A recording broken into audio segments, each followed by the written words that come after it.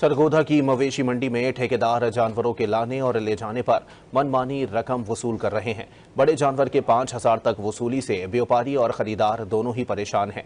इस बारे में मजीद जानते हैं डॉन न्यूज के नुमाइंदे सैफ खान से। सैफ, बताइएगा खरीदारों का क्या कहना है?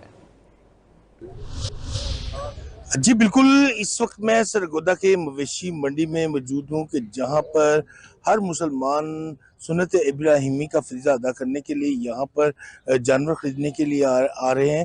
और जो लोग जानवर ख़रीद रहे हैं उनको बड़ी मुश्किलात का सामना करना पड़ रहा है। इस वक्त भी हमारे साथ एक बुज़ुर्ग मौजूद हैं, उनसे हम बात करते हैं कि उन्होंने एक जानवर तो ख़रीदा लेकिन उसकी कमीशन की पर्ची जो है कि बहुत ही ज़्यादा है। इस वक्त हमारे साथ बात करेंगे। अस्सलाम वालेकुम जी। वालेकुम अस्सलाम।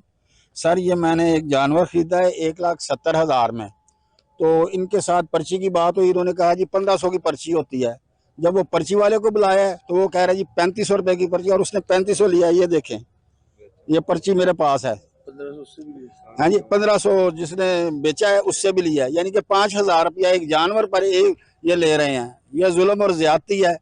ये सुन्नत इब्राहिमी, ये लोग चाहते हैं कि ये भी छोड़ दें मुसलमान।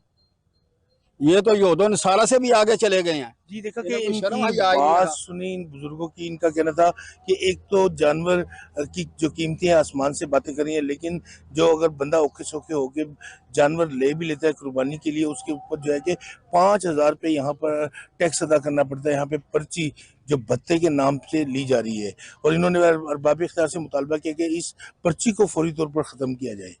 जी बहुत शुक्रिया सर।